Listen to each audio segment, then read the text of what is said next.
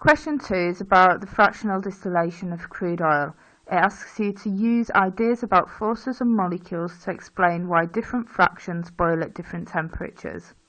The diagram shows that the fraction at the top of the fractional distillation column has got much lower boiling points than the fraction at the bottom. You need to remember that the larger molecules are found down at the bottom, whereas the smaller molecules are found up at the top. So relating these to forces, we can say that the smaller molecules found at the top of the fractional distillation column have got weaker forces between the molecules. And so if they've got weaker forces between the molecules, it requires less energies to pull neighbouring molecules away from each other.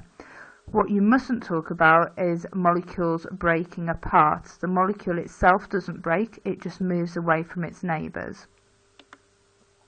So looking at the mark scheme, they're looking for larger molecules having stronger forces between the molecules, or you could say the opposite, that the smaller ones have got weaker forces between the molecules, and so that means that they've got a higher boiling point and it takes more energy to separate them. Or if you're talking about the smaller molecules, that they've got weaker forces between the molecules, so they've got lower boiling points and less energy is needed to separate them.